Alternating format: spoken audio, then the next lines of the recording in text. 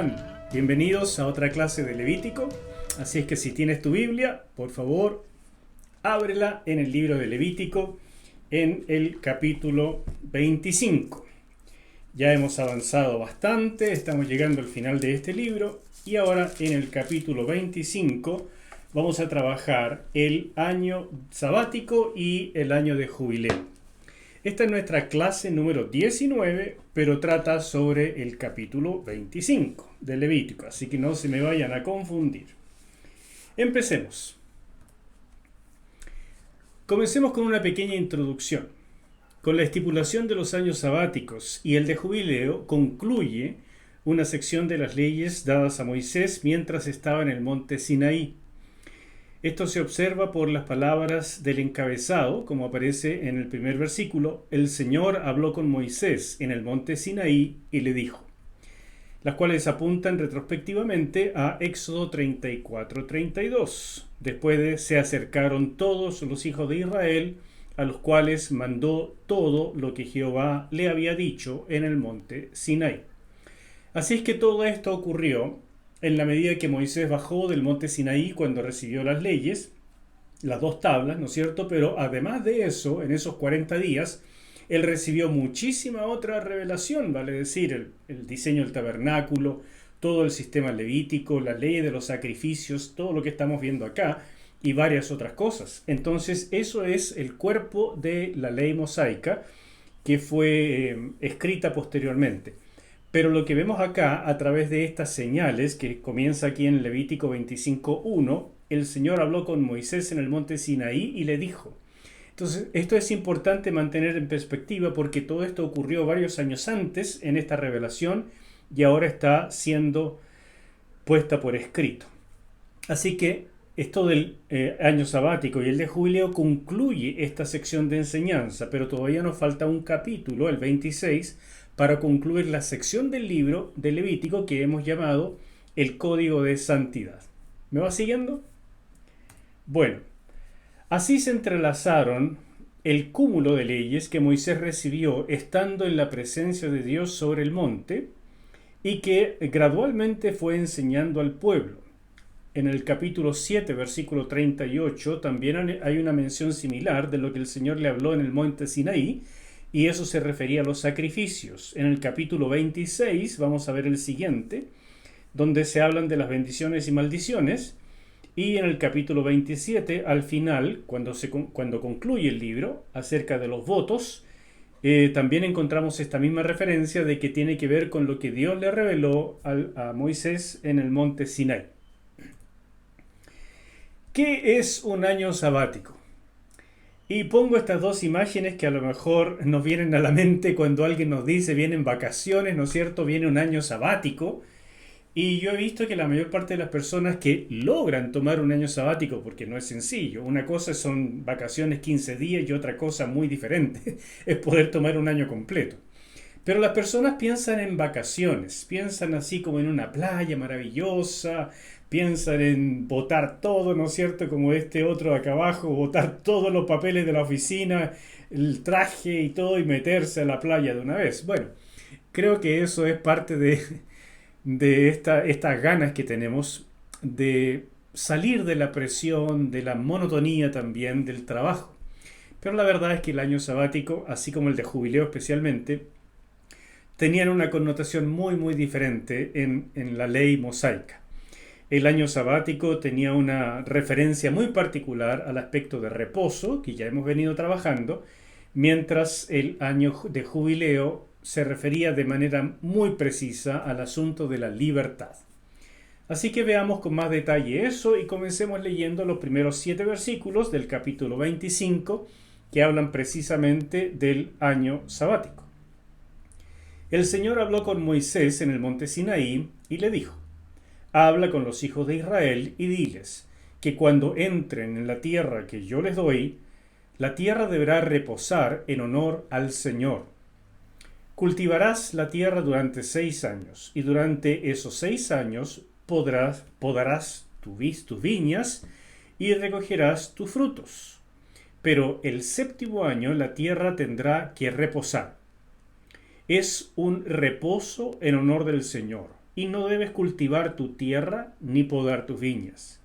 No podrás cosechar lo que nazca de manera natural en tu tierra segada, ni podrás recoger las uvas de tu viñedo. Será para la tierra un año de reposo. Pero durante ese reposo la tierra producirá alimento para ti y para tus siervos y siervas, y para tus criados y los extranjeros que residan contigo. Todos los frutos que la tierra produzca serán para que coman tus animales y las bestias salvajes.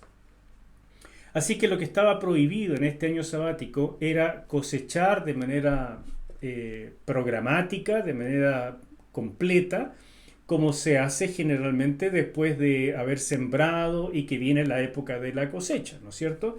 Se traen a todos los obreros, los campesinos, que cosecha cada uno un sector, se junta, etcétera, etcétera. Pero aquí no podía hacerse eso, sino que cada uno podía entrar a los diferentes terrenos y sacar lo que hubiera, fruta, trigo, lo que hubiera salido de suyo propio, porque no había ninguna siembra y por tanto, como no había un trabajo de siembra, digamos que el fruto que saliera solo le pertenecía a todos. Pero como a todos, si el terreno seguía siendo de una persona en particular, era su dueño, por tanto lo que la tierra producía debía ser del mismo dueño. No. Dios dice que en este año la tierra debía reposar de ser cultivada, saldría lo que debía salir y no le pertenecería al dueño de la tierra, sino que sería para todos. Incluso los animales salvajes no serían espantados en este tiempo. Cualquiera podía entrar, los animales del dueño, los animales de otras personas, los animales salvajes, los pobres, los extranjeros, cualquiera podía entrar a cualquier terreno y sacar lo que necesitara. No cosechar, es decir, juntar una gran cantidad para ir después a vender. No, eso no estaba permitido para nadie, ni siquiera para el dueño. Pero podían todos vivir de lo que la tierra produjera. Y algunos que han estudiado qué es lo que pasa con la tierra cuando no es cultivada de manera intencional, dicen que por lo menos produce al siguiente año más o menos el 50% de lo que habría sido en un año intencional, o sea, sembrada, cultivada, cuidada intencionalmente. Así que no es menor, sale bastante de suyo propio y eso sería para todos por igual. El reposo, como hemos visto ya varias veces, es un tema destacado en la teología del Antiguo Testamento. Por ejemplo, cada semana se celebraba un Shabbat, ya lo hemos visto. Habían 7 días de santa convocación en las fiestas. Esas dos cosas las vimos en el capítulo 23. El Señor designó la observancia del Shabbat como señal del pacto mosaico. Eso está en Éxodo capítulo 32. Así que todo esto del 7 del Shabbat era algo extremadamente importante. También un año en cada semana de años debía guardarse como sabático, y es lo que estamos viendo ahora. Y después de una semana de semanas, entonces correspondería la celebración del gran año, la gran celebración del año de jubileo. O sea, después de 49 años, al año siguiente, ese sería el año de jubileo. Todo esto fue pensado para mantener viva en Israel la imagen de la época prometida en que entrarían definitivamente al reposo eterno. La tierra prometida era denominada la tierra de reposo, era el reposo para Israel. Pero tenía clara la teología del Antiguo Testamento que eso era un reposo temporal, no era algo definitivo, sino que vendría en la eternidad un reposo de otra envergadura. Cuando el reino finalmente se instaurara sobre la tierra, ellos tenían una visión muy terrenal del reino de Dios, y entonces vendría este reposo eterno, el reposo de Dios, al cual Él invita a su pueblo a participar en la medida que nosotros nos involucramos en las cosas de Él. Por tanto, el reposo de Dios se puede disfrutar todo el tiempo en términos espirituales.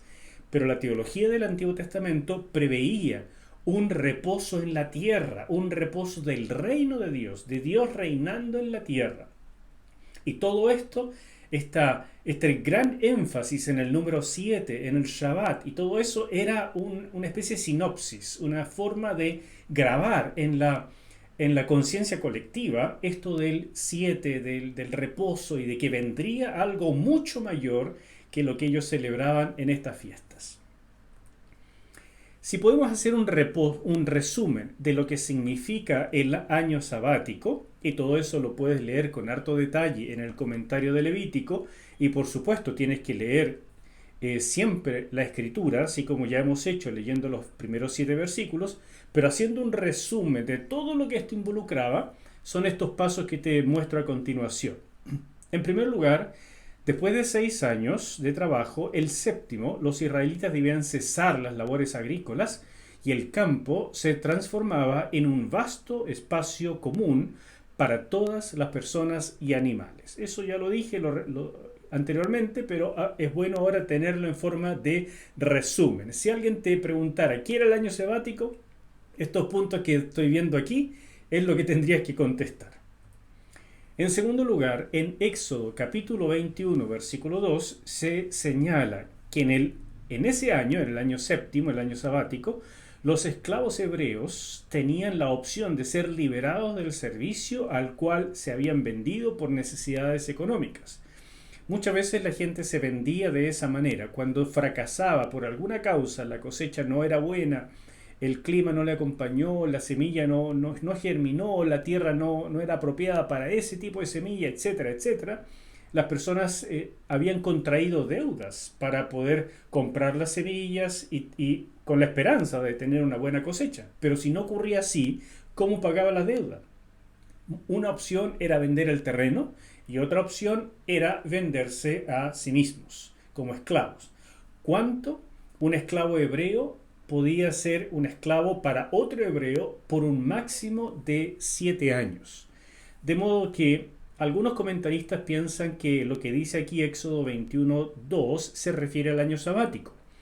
En particular yo no creo eso, porque creo que había un año sabático oficial, donde toda la tierra tenía que entrar en reposo.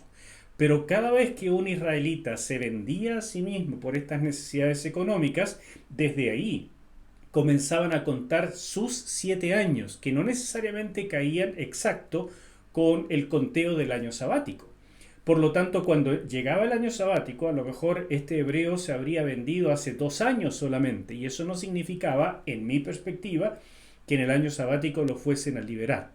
Eso ocurría sí en el año de jubileo, pero no en el año sabático, creo yo. Eso es lo que a mí me parece, y que algunos comentaristas lo piensan así también, otros no, que en realidad en el año sabático ya se cancelaba todo. No lo creo así porque esa era la función del año de jubileo, que tiene que ver más con la libertad.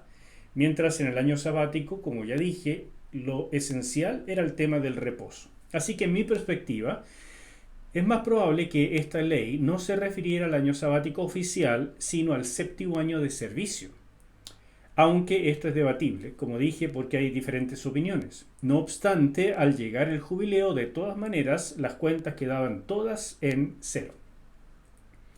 Un tercer punto importante lo sacamos de lo que dice Deuteronomio 15, versículos 1 al 4, donde encontramos además el mandato de que cada 6 años todas las deudas de los prójimos, o sea, léase israelitas, debían cancelarse, no así las de los extranjeros. Es posible que eso signifique que el año séptimo no se cobraban las cuotas de la deuda correspondiente a ese año, no necesariamente que la deuda completa fuese perdonada. Esto es otra posibilidad que también sugiero, porque evidentemente si una persona contraía una deuda 7 años antes del año sabático, no es lo mismo que contraer una deuda 2 años antes del año sabático. Entonces, aunque Dios específicamente dice que no sacaran cuentas cuando prestaran dinero, cosas así, se refiere fundamentalmente al año de jubileo y no tanto al sabático en mi perspectiva. Así que lo que yo creo es que cuando llegaba el año sabático, en ese año no se cobraba la cuota que correspondía a ese año. En ese sentido se liberaban cosas, pero no el total de la deuda. Sí ocurría, insisto, en el año de jubileo, cada 50 años, pero no creo cada 7 años, porque habría sido un poco un enredo cuándo se tomó el préstamo, cómo se calculaba, cuánto se perdonaba o el total, todo eso. No está tan claro, tan específico en la Biblia, a mi parecer, así como lo mismo opinan, como digo, varios comentaristas, pero hay otros que dicen que el año sabático era así de fuerte y simplemente era un perdonazo completo. No lo veo tan así, como dije, pero también es posible. Y cuatro, al fin del año sabático, cuando se celebraba la fiesta de tabernáculos, cobraba mucho más sentido la lectura anual de toda la ley, como dictamina Deuteronomio capítulo 31 versículos 10 al 13. Como ya he dicho varias veces, los hebreos en esta época tan antigua, muchos, yo diría la mayoría, sabían leer, pero casi nadie tenía una copia de la ley. Esto era algo muy escaso, muy caro. Y los copistas, todo eso era no había imprenta, no había fotocopia, no había nada de lo que tenemos hoy, ¿no es cierto? Por supuesto, nada digital. Por tanto, tener una copia de la ley era para muy pocos, el rey, sacerdotes, alguna cosa así. De manera que se hacía una lectura completa de la ley, por lo menos de Deuteronomio, durante la fiesta de tabernáculos, y cada 7 años cobraba un enorme sentido la lectura de esta ley, porque precisamente este año conmemoraba el hecho de que la tierra estaba en reposo, por lo tanto nadie tenía que trabajar en labores agrícolas, y que el cumplimiento de la ley traería reposo no solamente a la tierra, sino a las personas y al alma, en definitiva. Por tanto, realmente todo iba cuadrando de manera muy particular y este año séptimo tenía todas estas connotaciones tan importantes. Seguimos un poco y ahora vemos un par de detalles. Dios permite por gracia disfrutar de su provisión. En los versículos 2 al 5 del año sabático, creo que este título resume bien lo que allí se trata. Por 6 años podían trabajar la tierra y disfrutar de la provisión de Dios. Cada año era una aventura de fe. Claro, para todo el mundo, porque la tierra de Israel es tierra de secano, se llama. Eso significa que es una tierra que se riega por la lluvia y por lo tanto depende estrictamente de cómo esté el clima ese año. Si son buenas las lluvias, si no llueve a destiempo y entonces mata la cosecha, si no llovió demasiado o si llovió demasiado poco, ¿qué pasó? Entonces era una aventura de fe en última instancia. Pero al llegar al 6.º año, debían confiar y luego comprobar la fidelidad de Dios en una cosecha que sería suficiente para cubrir las necesidades al siguiente año sabático y hasta la cosecha del año subsiguiente. O sea, Dios les decía básicamente: tienen que confiar en mí y probarme en esto. Cada año es una aventura de la fe, pero el 6.º año yo les prometo que la cosecha será tan abundante que no van a pasar hambre. El 7.º, cuando ustedes no cosechen, no siembren nada, porque la tierra va a dar de lo suyo y ustedes van a haber cosechado suficiente en el año 6.º para sobrevivir bien el año 7.º, donde no van a trabajar específicamente, ni el año 8.º, porque en el año 8.º recién van a volver a sembrar y por tanto van a tener que esperar todo ese periodo hasta la cosecha para tener la nueva cosecha. Y por tanto, tienen que confiar en mí, en que yo les daré una gran abundancia el año 6.º para que alcance para esos 2 años o 1 año y medio por lo menos. Entonces, realmente era una aventura de fe especial. Y si la gente no creía esto, bueno, no guardaría el año sabático. Pero eso sería claramente un desperdicio. Y cuando la gente no cree en lo que Dios le dice y por tanto no lo pone por obra, eso mismo ocurre con muchos otros mandatos. Por ejemplo, con el del diezmo, por ejemplo, con traer los sacrificios, por ejemplo, con traerle lo mejor a Dios, con no descuidar a los pobres, con no descuidar a los levitas. Y todo eso se va transformando al final de cuentas en la justicia social entre la gente. Por tanto el año sabático como el año de jubileo son la expresión de lo que Dios considera la justicia social y parte, evidentemente, por creerle a Dios.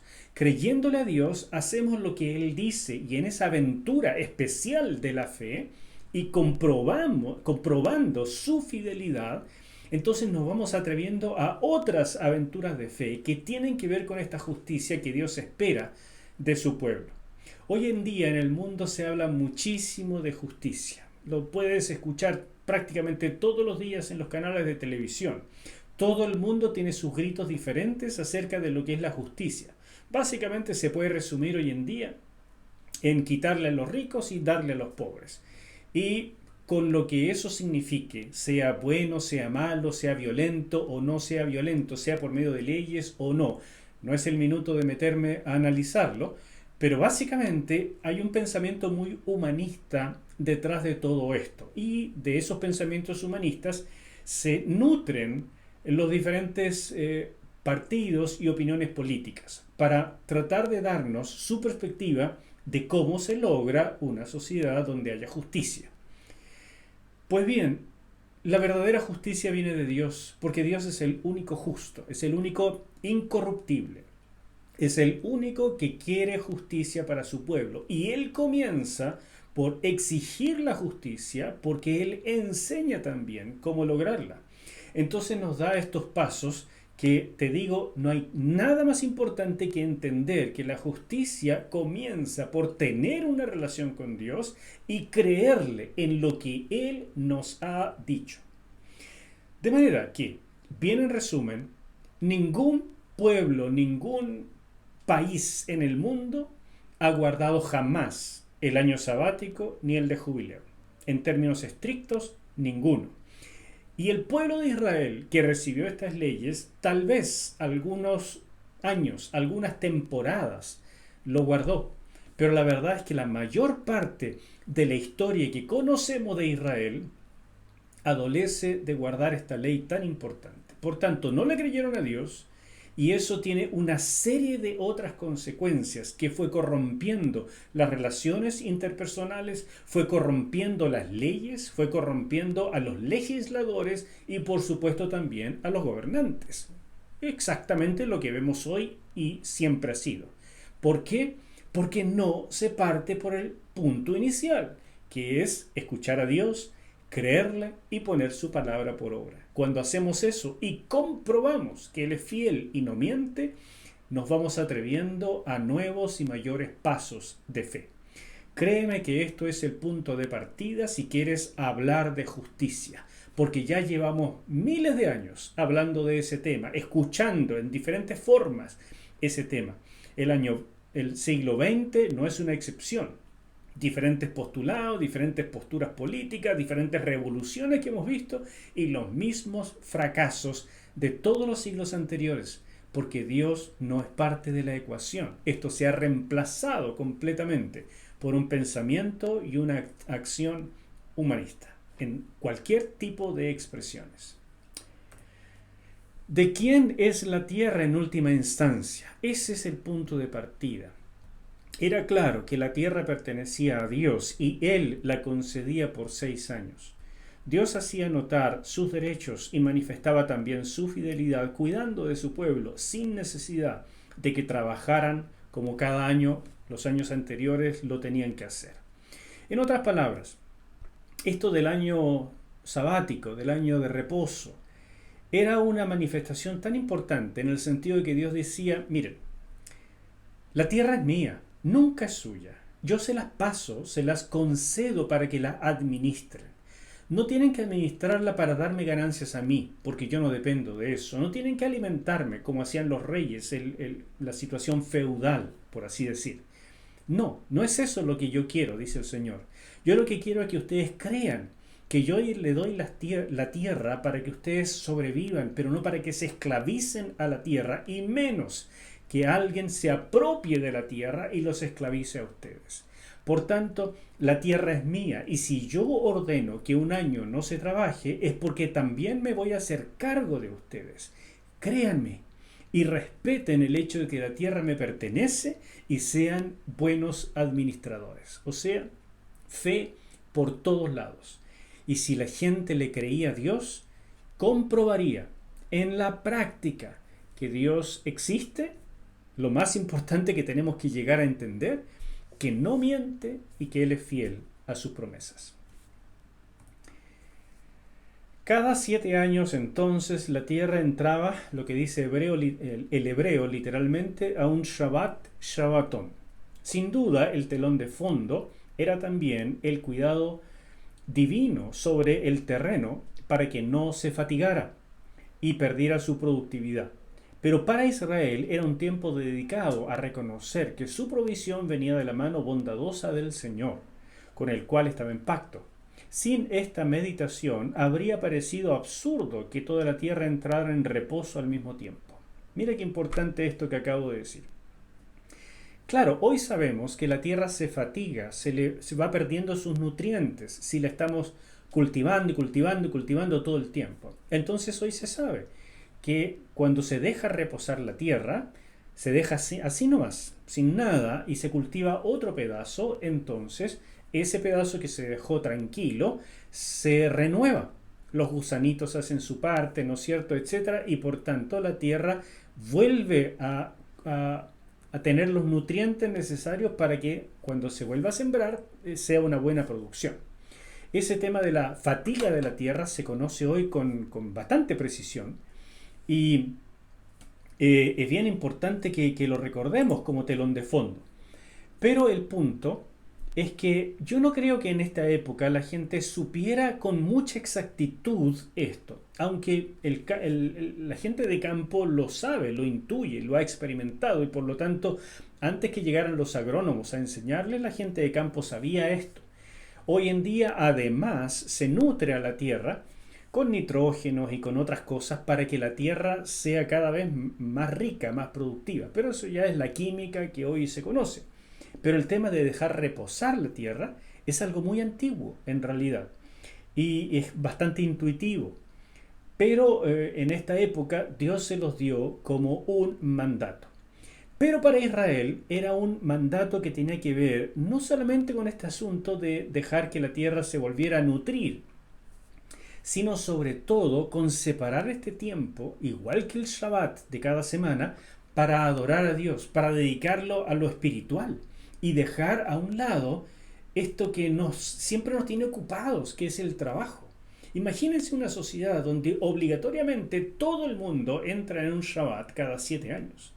O sea, imagínense a los empresarios, a los ingenieros, a los médicos, a los campesinos, por supuesto. Todo el mundo entra en un Shabbat y por tanto se hace parte de nuestra forma de vida, no de unas grandes vacaciones, sino que en ese año sea obligatorio dedicarlo a lo espiritual. Bueno, la mayor parte del mundo no sabría qué hacer ese año. Trataría de irse a la playa, como ocurre hoy cuando viene el fin de Semana Santa, ¿no es cierto?, o en Navidad, o en Año Nuevo. Todo el mundo trata de ir a alguna parte para disfrutar, porque en este corre-corre del año vamos a otro corre-corre, donde finalmente terminamos más cansados de las vacaciones, de lo que estábamos antes, pero por lo menos la mente se distrajo. Es como dejar de reposar la tierra para que se vuelva a nutrir. Eso le pasa a la mente, aunque el cuerpo llegue agotadísimo. Pero para Dios no era eso lo importante, sino que se nutrieran espiritualmente. Y eso, mis queridos, nuestras sociedades no saben hacerlo, ni menos enseñarlo. No es para nada un tema en el colegio, menos en la universidad, tampoco en los trabajos. Nunca hay un diseño en una empresa donde diga cada trabajador trabajará 6 años y el año 7º se lo damos de regalo para que repose, pero para que repose no yéndose a las Bahamas, sino para que tome un tiempo espiritual en su casa con su familia y lea la Biblia y estudie y ore y que llegue acá renovado espiritualmente. Eso sería, bueno, ustedes se imaginan. De lo contrario, no habría tenido mucho sentido que toda la tierra de Israel reposara al mismo tiempo. Habrían hecho que se conoce hasta hoy, de que dejar reposar un pedazo pero cultivar el otro. Entonces seguimos trabajando siempre estamos cultivando un pedazo pero dejamos reposar otro. Bueno, ese es el criterio actual. Pero en este tiempo, en esta ley que viene de Dios, Él quería que toda la tierra de Israel, toda al mismo tiempo, entrara en un Shabbatón, por un año completo. Todos al mismo tiempo. Eso, desde el punto de vista productivo, es fatal, es un suicidio. Pero es una maravilla para el mundo espiritual.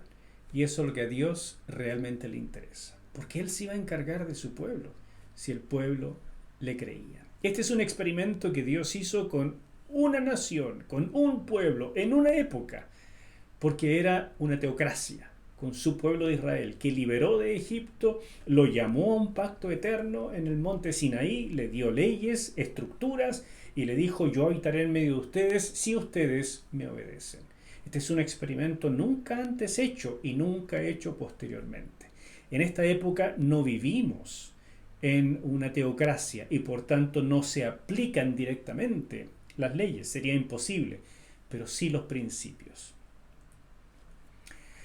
Quiero mostrarles una cita que saqué de un comentario bien antiguo del siglo XIX, pero que es un clásico. Un comentario, el famoso comentario de Keil y Delitzsch, que ahora está en español y que tiene el Pentateuco y los libros históricos en este tomo número 1.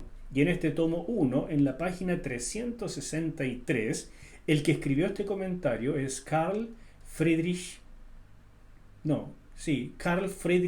Keil, que es este caballero de acá, del siglo XIX. Y este es su compañero de trabajo, Franz Delitzsch, porque así se llama, el Keil y Delitzsch, ¿no es cierto? Son antiguos, pero el comentario, el texto que voy a citar, creo que tiene una relevancia muy especial. Israel, como nación de Dios, debía aprender, por un lado, que aunque la tierra fue creada para el hombre, no fue meramente creada para que él extrajera sus poderes para su uso propio, sino también para ser santa al Señor y participar en su sagrado descanso. Y por otro lado, que el gran propósito por el que existía la congregación del Señor no consistía en labrar la tierra sin interrupciones, relacionado con el amargo trabajo y el sudor de su frente, citando, ¿no es cierto?, la maldición de Génesis 3, versículos 17 y 19, sino en disfrutar de los frutos de la tierra en paz, los cuales el Señor su Dios les había dado y que incluso les daría sin la obra de sus manos, si se esforzaban por guardar su pacto y satisfacerse con su gracia. Me parece un comentario maravilloso y por eso se lo cito. Gente tan antigua del siglo XIX, y por este comentario se ha vuelto un clásico y todavía se tradujo a fines del siglo XX porque es realmente un comentario extraordinario. Por supuesto, hay muchos comentarios posteriores y más modernos con grandes descubrimientos que se han hecho, pero sigue siendo este un clásico. En segundo lugar, era un tiempo para compartir. Los últimos 2 versículos del año sabático. En el año sabático todas las personas por igual, así como los animales, podían entrar libremente a los campos, bosques y viñedos y recoger su propia comida. La idea sobresaliente es que tenían todos las cosas en común y no había ventaja de ser rico ni pobre. Todo fruto fresco debía ser recogido en igualdad de condiciones y tendría el mismo sabor para ricos y pobres. Todos, por lo tanto, podían notar que Dios era el dueño de la tierra y que ellos eran solo administradores. Nadie podía decir: esta tierra es mía, sal de aquí, te doy un escopetazo, mira el alambre de púa. No, eso no existía. Y nadie tenía el derecho de hacerlo porque Dios decía: yo soy el dueño de la tierra, no tú. Simplemente te la he dado para administrarla. Y si tú has comprado más terrenos porque tu prójimo se ha empobrecido, entonces tienes que recordar que tu prójimo es tu hermano y que por tanto vas a tener que liberarlo y echarlo de tu casa posteriormente con las manos llenas porque es tu prójimo y que le tendrás que devolver al final de cuentas cada 50 años, en el año de jubileo, la tierra también. Porque no te pertenece ninguna tierra que hayas comprado para siempre. Solo te pertenece para siempre la que yo di a tus padres. Ese pequeño pedazo de tierra que le concedí a tu familia cuando entraron a Canaán. Porque la tierra completa es mía, dice el Señor. En conclusión, El año sabático era un tiempo de descanso tanto para la tierra como para las personas, pero era un tiempo más de disfrute de la provisión divina que de hacer nada. Era un solemne recordatorio de que no podían enseñorearse de la tierra de Dios, sino que debían administrarla, asegurándose de que todos pudieran disfrutar de su abundancia. Ese era el ideal divino, y es hermoso imaginar cómo esto se habría experimentado y lo bueno que sería aplicarlo al presente. Por eso te digo que esto es justicia social desde la perspectiva de Dios, y creo que aquí hay principios extraordinarios que debieran estar en todas las legislaciones de todos los países en el mundo. Pero no lo están, porque hay otros conceptos que priman y nos separan entre los seres humanos. Se produce la acumulación de las riquezas y el empobrecimiento, pero permanente, de gran parte de la población. Fíjate lo que dice Segunda de Crónicas, capítulo 36, versículo 21. Hasta que la tierra disfrutó de reposo. En efecto, la tierra descansó todo el tiempo que estuvo desolada, hasta que se cumplieron los 70 años, en cumplimiento de la palabra del Señor pronunciada por Jeremías. Traigo a colación este pasaje tan importante porque nos dice el cronista que la verdad es que la tierra nunca disfrutó de los años sabáticos que Dios había ordenado. Nunca más que por pequeños períodos y en momentos bien particulares de la historia, no como un continuo. Y a razón de esto, de que la tierra no tuvo el reposo que Dios esperaba y que había ordenado, entonces Dios le dio el reposo. ¿Y cómo lo hizo? Bueno, sacó a su pueblo de la tierra que le había dado. ¿Cómo? A través del exilio. Cuando vino la desolación, vino el imperio babilónico y destruyó la ciudad de Jerusalén, el templo y todo, bueno, también se llevó deportada a la gente. Al menos los más ricos, los de la corte, la crema, digamos, de la sociedad. Pero dejó a los más pobres, los que no tenían nada. Y la tierra tuvo su reposo. Y esos 70 años corresponden en la perspectiva de Dios a todos los años de reposo que la tierra no obtuvo debido a la infracción de la gente por no creerle a Dios. Lamentablemente el exilio en Babilonia proveería a la tierra el reposo que la nación no le otorgó por falta de fe. Esto nos dice que no se celebraban los años sabáticos, al menos no cada 7 años. Evidentemente, lo dicho en 2 de Crónicas 36, no se ocupa en primera instancia de la tierra, sino de todas las implicaciones sociales de guardar los años sabáticos como estipulaba la ley. Así que, además de que la tierra no tenía su reposo, el problema era todo lo que eso significaba en el ámbito social. Y cuando Dios castigó finalmente al pueblo y los obligó a este exilio de 70 años, no era solamente por cuidar a la tierra, sino por mostrarle al pueblo que esto había influido en su espiritualidad en todos los ámbitos. Dios le dio al tiempo, en el tiempo señalado, reposo a la tierra, a su pueblo, y devolvió el equilibrio social que la gente no respetaba. Esta ley muestra claramente la voluntad de Dios en cuanto a las relaciones entre las personas de su pueblo. Ciertamente necesitan recordar que lo que poseen no es el producto de la gracia de Dios, de manera que no se aten a las posesiones y no se vuelvan codiciosos ni avaros. Por al menos un año cada 7, la tierra se parecería al jardín del Edén, en perfecto reposo y produciendo de suyo propio lo suficiente para todos por igual. Todos debían poner en descanso los planes, estrategias y fatigas para producir, y debían llenar los corazones de contentamiento y comunión. Ese es el plan de Dios para el ser humano. Ese es el jardín del Edén. Y Dios tomó eso como su plan A, su plan original, y créeme, no hay un plan B. Tarde o temprano la humanidad llegará a eso, a ese equilibrio, a esa verdadera forma de vivir. Pero hasta que eso llegue, la injusticia reina en este mundo en tantas formas, en tantos aspectos. El pueblo de Dios hoy tiene que aprender de estos principios. ¿Qué es lo esencial y cómo aprender a vivirlo antes que llegue el tiempo en que Dios lo imponga sobre la tierra. Según el Nuevo Testamento, los cristianos somos llamados a vivir permanentemente en los principios del año sabático, vale decir, en la convicción de que toda provisión viene de Dios, que todos los bienes son del Señor y que nadie diga poseer realmente nada de lo que tiene, sino que se considere a sí mismo solo un administrador de los bienes divinos. Y cuando vemos el principio de la iglesia en Hechos capítulo 2 y hasta el 4 y 5 y 6 incluso, precisamente ese es el espíritu. La gente no decía poseer nada de lo que poseía, sino que lo ponía a los pies de los apóstoles para el cuidado de los pobres, para la repartición, para que nadie tuviera insuficiencia, para que nadie pasara necesidad y todos de una manera u otra pudieran estar provistos. No significa que todos fueran iguales, ni igual de inteligentes, ni igual de productivos, ni que tuvieran todos los mismos medios de producción. No se refiere a eso, no es comunismo.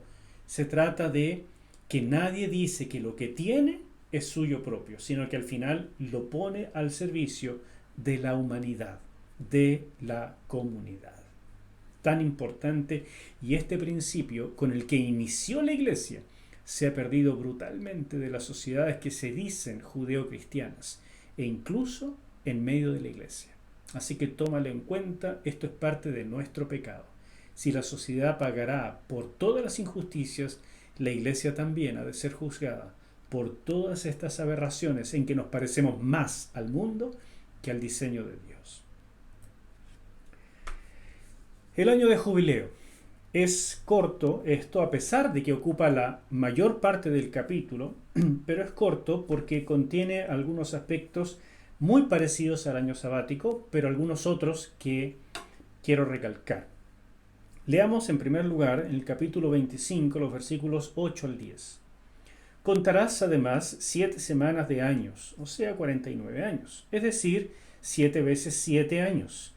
De modo que las 7 semanas de años den un total de 49 años. Y el día 10 del mes séptimo, que es el día de la expiación, ordenarás que se toque la trompeta con fuerza por todo el país. En lugar de trompeta ahí debe decir cuerno, porque es la palabra shofar. El año 50 será declarado año sagrado, y ustedes anunciarán la libertad para todos los habitantes del país. Será para ustedes un año de jubileo, y cada uno de ustedes volverá a su familia y a su patrimonio familiar. Te recuerdo que estoy leyendo de la Reina Valera contemporánea. Este es un shofar, un cuerno de carnero. Hay algunos carneros con este tipo de cuernos tan grandes, pero no necesariamente tiene que ser esto. Hay otros mucho más pequeños y también se llaman shofar, ¿no es cierto? El año de jubileo entonces ocupa desde el versículo 8 hasta el 55 de este capítulo, pero no lo vamos a leer completo. Desde que Israel entrara a poseer la tierra de Canaán, cada 50 años los cuernos que sonaban en el día de expiación anunciaban que toda la tierra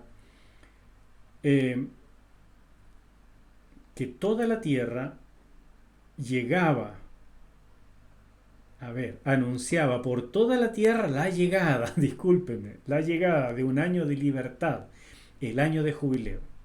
El sonido de este instrumento era muy apropiado en esta ocasión porque recordaba el anuncio en Sinaí, cuando Dios invitó a la nación a hacer especial posesión suya y unirse a él en pacto, como puedes ver en Éxodo 19 y 20, donde también se usa la palabra shofar, que es el instrumento y se escribe de esta manera. Ahí está.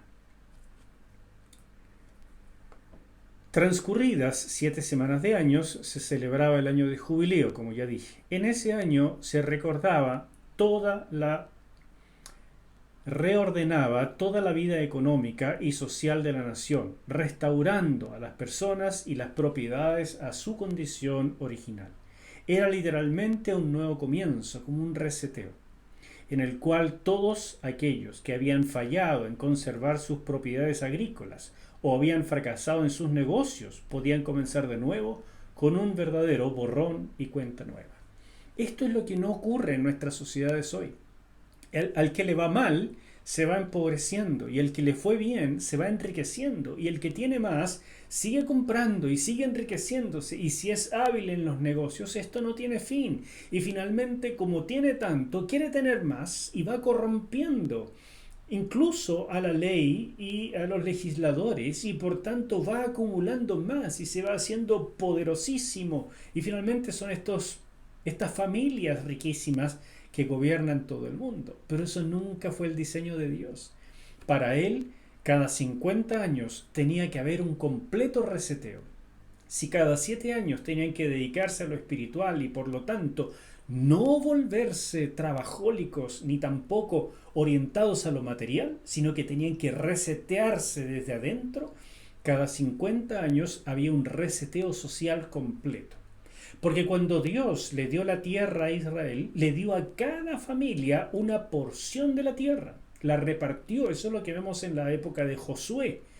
Y fue repartido de esa manera a cada familia y se dieron leyes específicas de cómo debía repartirse, de cómo se debía heredar estos terruños en las familias, en los hijos mayores, etcétera, pero que no podía salir de la familia. Sin embargo, cuando una persona le iba mal, podía vender su tierra, pero no de manera permanente, sino que esta tierra podía ser rescatada por él mismo si lograba conseguir la plata, sea prestada o por su trabajo, o podía ser redimida por algún familiar cercano.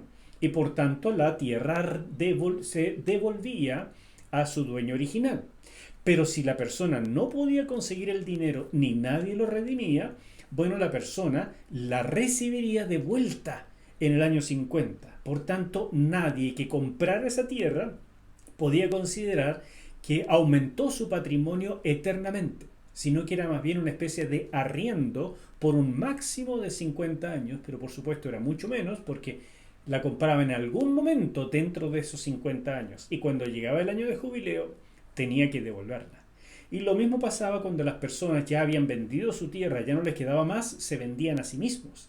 Por estos 7 años que ya mencionamos, pero esto podía continuar y llegaba al momento del año de jubileo, donde si la persona se había vendido, digamos, 4 años antes del jubileo, aunque no llegara a cumplir los 7 años, en el año de jubileo sería soltado. Y además se le devolvería la tierra que por 50 años su familia y él perdieron. Porque tuvo que largarla de alguna manera, o tal vez no él, sino sus padres. Y por tanto, cada 50 años, todo el mundo volvía a tener una nueva oportunidad. Toda familia, cada generación iba a tener un borrón y cuenta nueva.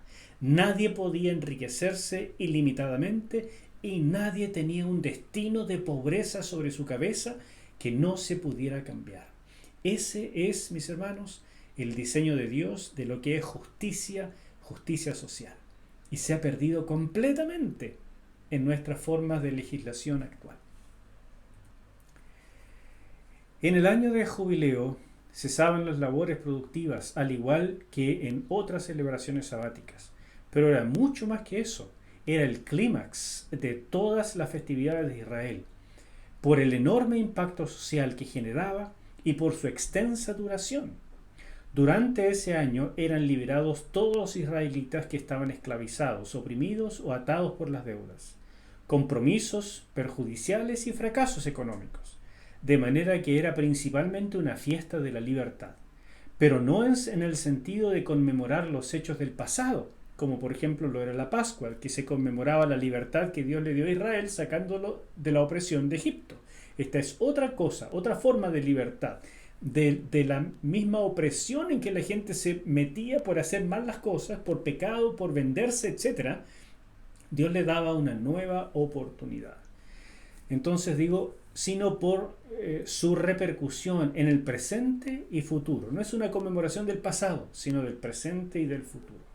Era literalmente un reseteo de la sociedad en el mejor de los sentidos. No como hoy se habla de un reseteo de la economía, donde lo único que eso significa es que los grandes y poderosos, los dueños de todo, los grandes conglomerados económicos, están haciendo todos los planes para el dominio completo de la humanidad como ha sido profetizado ya por siglos en el libro de Apocalipsis y también en el de Daniel.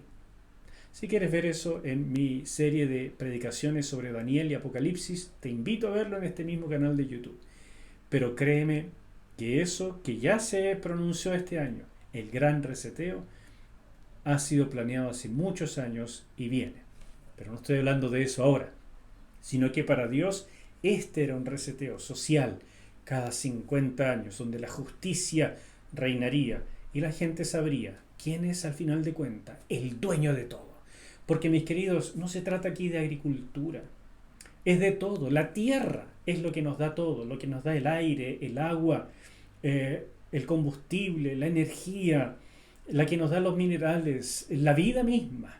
Y por tanto Dios dice, yo soy el dueño de todo y te lo doy para que lo administres, no para que te creas dueño, ni menos aún para que te esclavices, o peor aún, esclavices a otro para ser tú más rico. Eso es totalmente contra el diseño de Dios y un día el Señor pedirá cuentas. Aseguraba que al menos una vez en la vida la familia de la cual no provenía, déjame leerlo, no, parece que hoy día estoy medio mal de mis ojos, discúlpame. Aseguraba que al menos una vez en la vida la familia de la cual uno provenía tendría la oportunidad de comenzar de nuevo, cortando así la transmisión y herencia de los errores ancestrales. Era justicia divina resguardando el equilibrio social.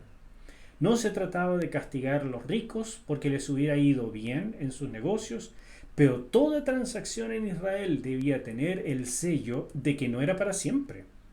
Era tan solo la oportunidad de prosperar por un tiempo máximo de 50 años. Nadie debía pensar que sus posesiones serían suyas para siempre o que las heredarían enriqueciendo a su descendencia a costa del empobrecimiento de otros. En resumen, todos debían mantener en memoria que la tierra era del Señor.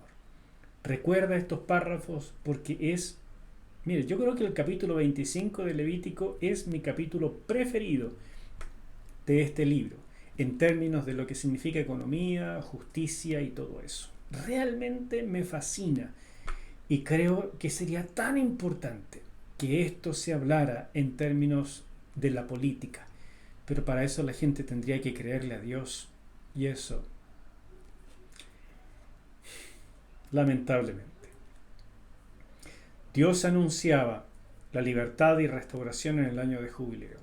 Y precisamente de eso habló nuestro Señor Jesús en aquella sinagoga de Nazaret cuando Él inició su ministerio. En general, las instrucciones para el jubileo son similares a las del año sabático, pero además se cancelaban las deudas y las personas podían regresar a la tierra que les había sido asignada a sus familias cuando la tierra de Canaán fue repartida entre las tribus de Israel. Eso es lo que les mencioné hace un ratito. Desde el punto de vista profético, el año de jubileo es un tipo magnífico de la era mesiánica. Jesús anunció su inauguración en el capítulo 4 de Lucas, cuando estaba en aquella sinagoga, como te dije, citando Isaías 61, donde precisamente el profeta anuncia que la venida del Mesías sería, o mejor dicho, la venida del reino de Dios, sería esta instauración de un gran jubileo.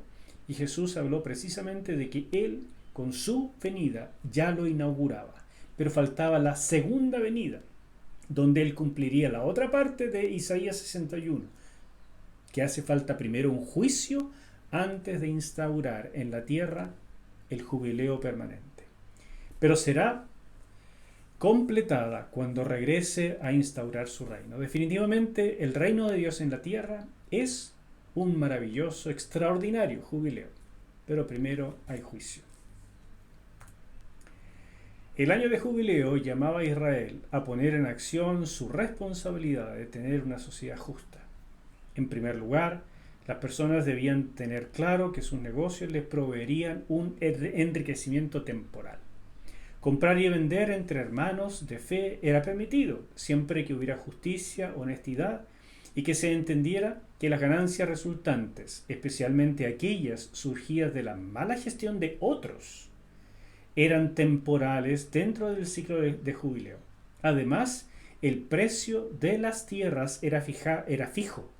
No era algo así que variaba según el mercado, la bolsa, no, era fijo, conforme a los años que pudieran explotarse hasta el siguiente jubileo. Si me quedaban 20 años hasta el siguiente jubileo, eso es lo que costaba la tierra, 20 años de producción. Eso es lo que la gente calculaba y por lo tanto, si yo la quería recuperar, no iba a pagar lo que la persona quisiera cobrarme. No. Se calculaba estrictamente lo que la tierra valía porque quedaban 20 años hasta el jubileo. De lo contrario, yo espero los 20 años y la tierra se me devolvería gratis. Por tanto, lo que la persona podía usufructuar de la tierra durante los años hasta el jubileo, ese era el único precio de la tierra, era fijo. Y eso, mis hermanos, es parte de esta justicia social. Los ricos no fijaban los precios según su conveniencia, ni según los valores, que el mejor postor, etc. No era así. Y por supuesto, el dueño original al cual Dios le había concedido a su familia la tierra, ese era, por supuesto, el primer postor y al que definitivamente regresaría a la tierra en el jubileo. Y estos versículos dicen que el pueblo de Dios debía confiar en Él en relación con la provisión y seguridad, no en sus propios esfuerzos.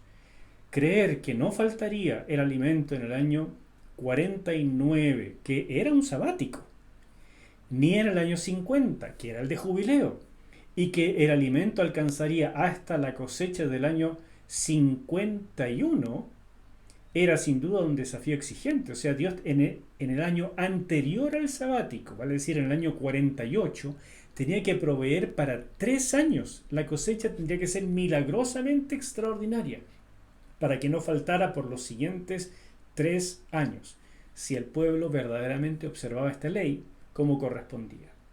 Pero Dios estaba comprometido y cada generación tendría su oportunidad de poner a prueba su fe, obedeciendo o no las estipulaciones de estas leyes. Mira el compromiso de Dios que tomó con su pueblo Israel, insisto, para este pueblo circunscrito a una tierra prometida y en una teocracia. No trates de aplicar esto en el presente, porque los principios son válidos, pero no la letra, porque no estamos en una tierra prometida ni tampoco en una teocracia. Dios se comprometió de la siguiente manera: cumplan mis estatutos y ordenanzas, pónganlos en práctica y habitarán tranquilos en el país. La tierra dará sus frutos y ustedes comerán hasta saciarse y habitarán tranquilos en ella. Y si acaso se preguntan, ¿y qué vamos a comer el 7º año si no vamos a sembrar ni a cosechar nuestros productos? Yo los bendeciré el año 6º, el 6º año, y la tierra dará fruto para 3 años. Así, en el año 8º ustedes sembrarán y mientras tanto comerán del fruto añejo hasta el año 9º y tendrán comida hasta que puedan cosechar. Esta es la promesa de Dios, sabiendo por supuesto que el año 49 era un sabático donde Él pedía que no se cosechara nada, no se sembrara nada, pero sí se podía cosechar, no de manera total, pero lo que estuviera ahí, lo que saliera solo, podía ir cualquiera a cosecharlo.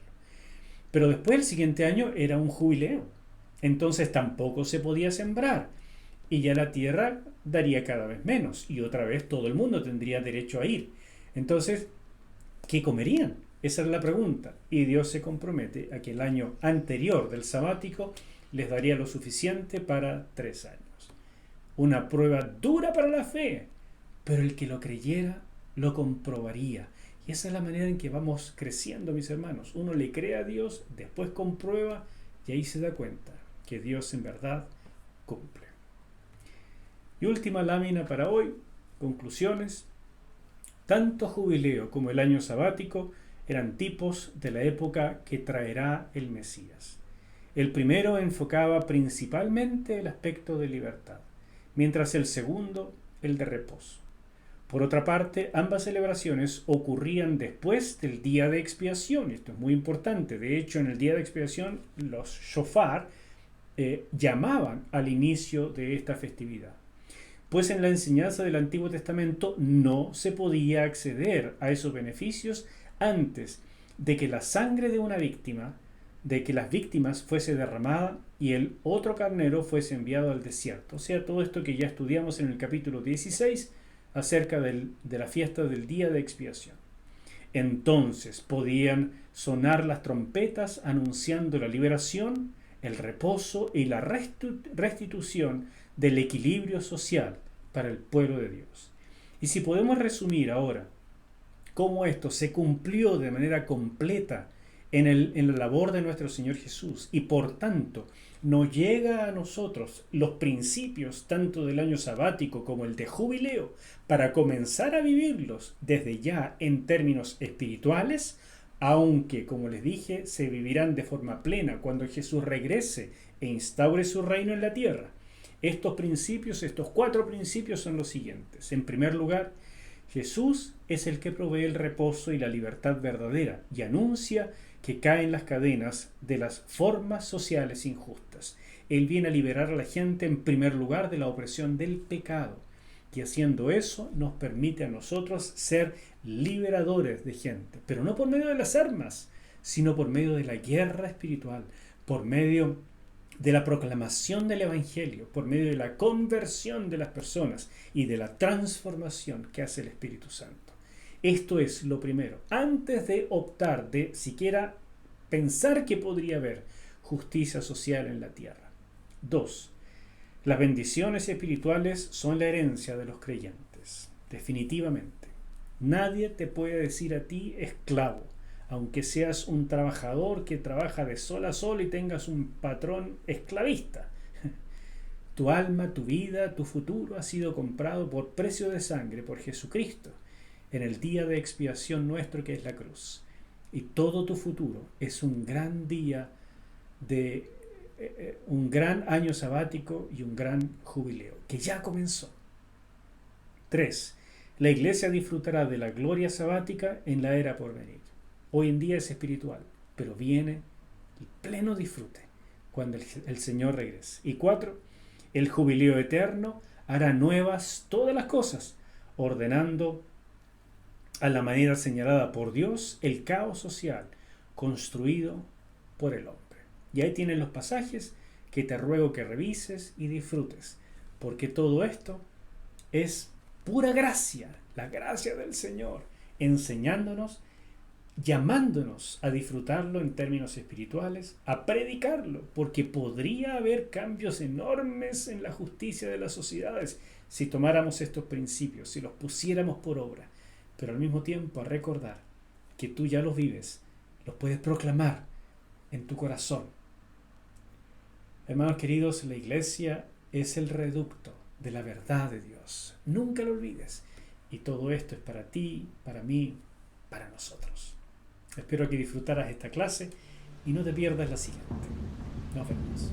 Chao.